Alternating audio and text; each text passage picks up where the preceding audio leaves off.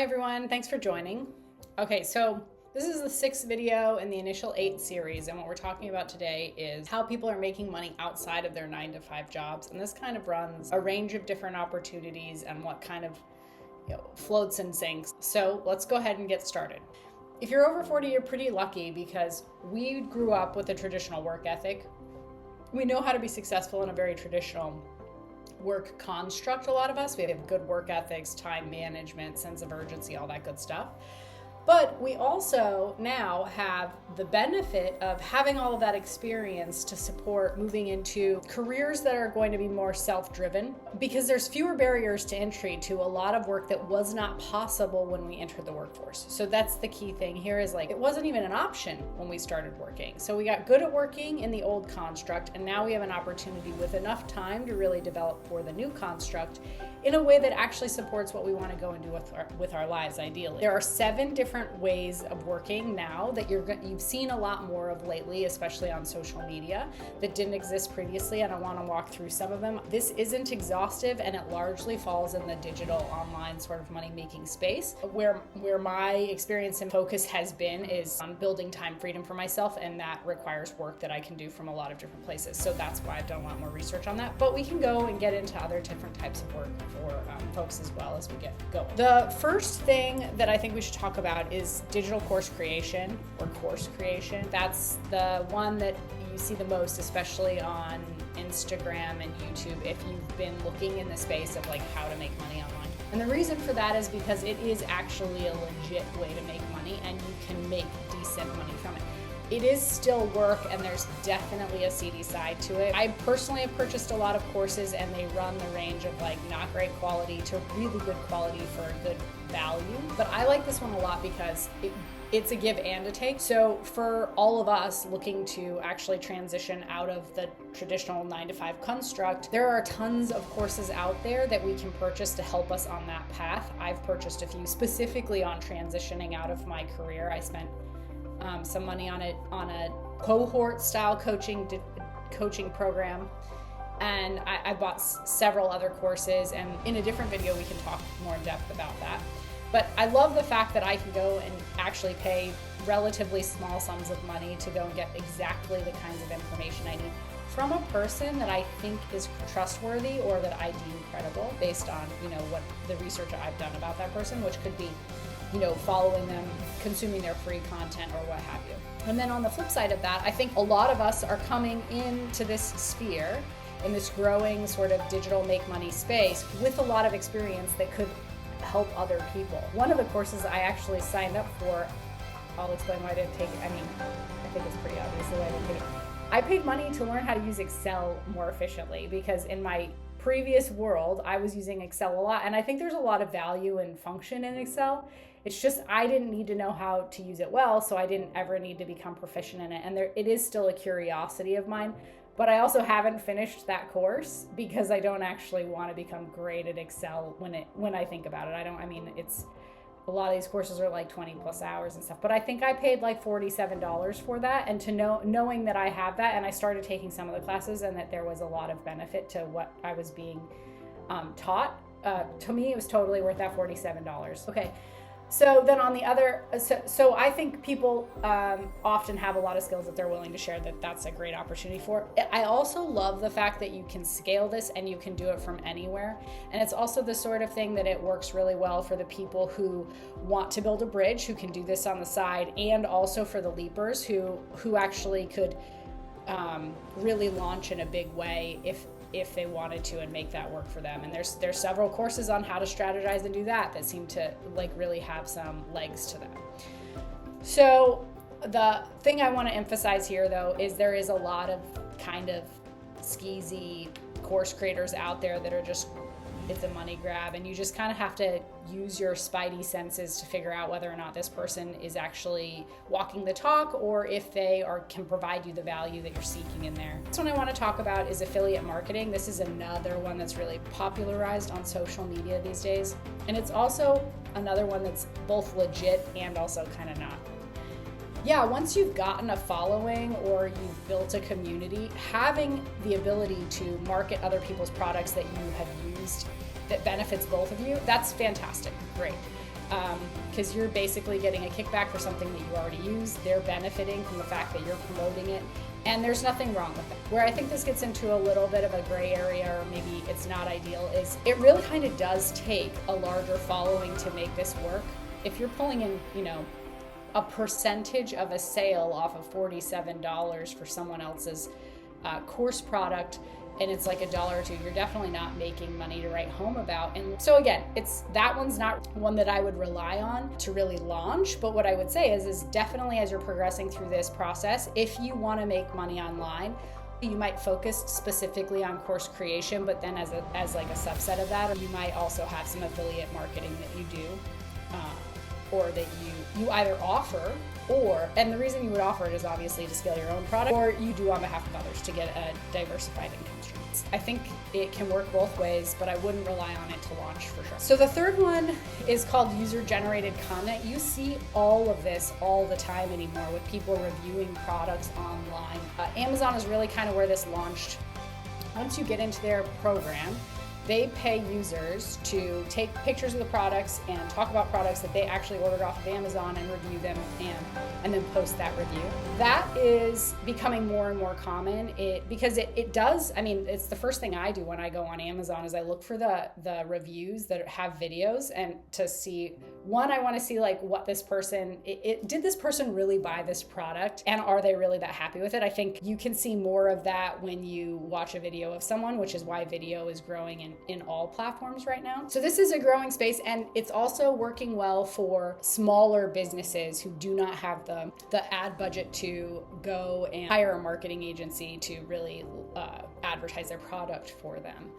So I think this is great. And again, it's one of those ones where if you want to start an online business, you might want to actually pay people to do this. And then also you might want to benefit from it from actually, if you buy a lot of products that a lot of other people use, it might be worth it for you to actually film those videos and go on the Amazon platform and do it that way, or seek out other ways of doing that. But I definitely think it's something that I've seen growing, and it's not going anywhere because it's the virtual, or it's the digital version of word of mouth, and people just trust people when they show them the product as they unbox it, and they're like, yeah, the fabric is, lightweight, but the color's a little bit off. Like, you just trust people more when it's like that. And then 4 is the subscription slash patronage model. And this is where you see people like offering newsletters, you see them offering private content. Even YouTube has the option for you to have private content that you provide only to your either membership groups or through a patronage program like Patreon. This is really good because obviously on YouTube you give a lot of information away for free, but there's no reason why you can't get paid for some of this stuff. And so if you want to generate leads by putting out free content, it's perfectly okay to then put some of it behind a paywall so that you can continue to build free content to support other people. Digital products are a really big space on YouTube currently, and it's because it's so broad.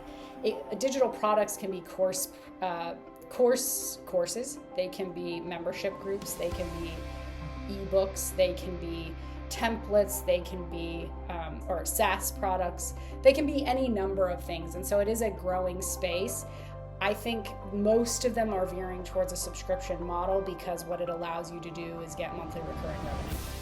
And that's really where you get more stability in your income, and what most people are looking for in order to replace the income that they've let go from the traditional 9-to-5 construct.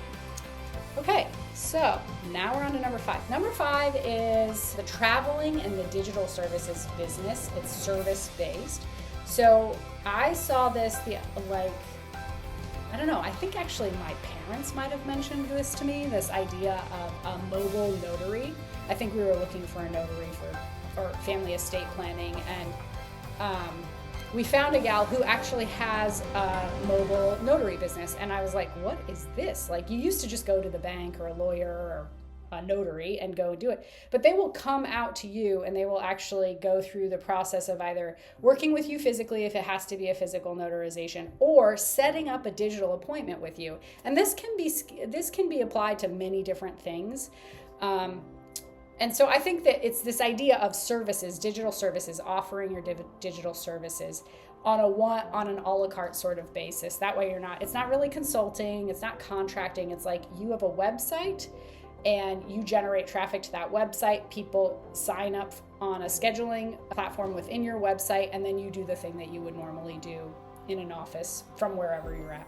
Another thing that is a service is like auditing. So if you know of people that have like physical businesses, and I like this one because you can audit their websites to say, like, once you get smart about, like, maybe you're already smart about this, but if you were interested in, say, like website design, you can offer the service of just auditing the website and then telling them what improvements they could make. And then if you want to also offer that service, then they can hire you to actually update their website. Or you could just say, like, the user interface for people that are used to using or offering in their corporate construct.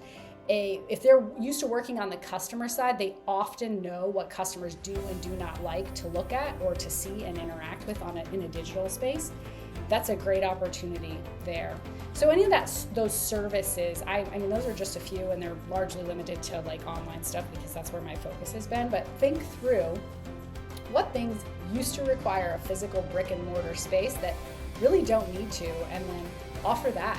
This service space in the digital sort of global atmosphere is a growing industry, and you can take a lot of those undervalued skills in the corporate world that you use on the day-to-day and then offer them as a service. That doesn't mean that you can just open your doors and launch. It means there's a few more steps, but it's a way to look at doing things differently in the future than you were doing in the past. Number 6, we can't really ignore, that's coaching and consulting. A lot of us heard about life coaches when we were just entering our careers, and we used to it was a little bit of a smarmy field and didn't have a lot of credibility. And I think that has evolved quite a bit in the last 15 to 20 years, largely because people are finding that actually it's great to have a coach in life.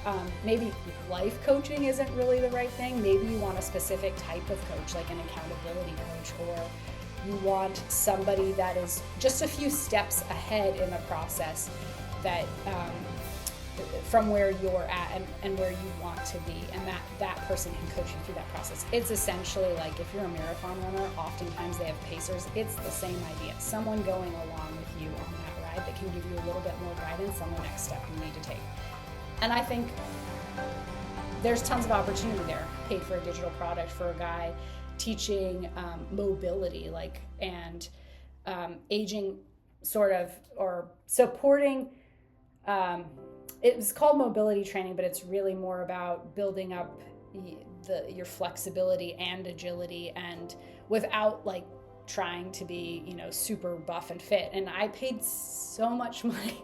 I mean, for a product that I never used in the end, but it was like, oh God, I definitely want to do that. I think the problem with why I didn't use that product is because it largely wasn't a coaching program. It was a digital subscription. And so if I had been motivated enough to do it on my own by myself, then, totally would have been worth it.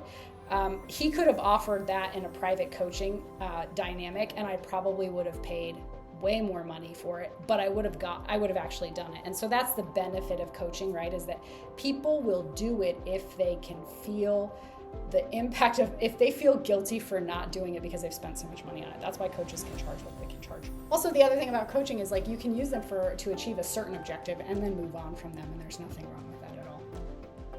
Okay, and then last on the list, because I don't want to get too long in these videos initially, is async and remote work.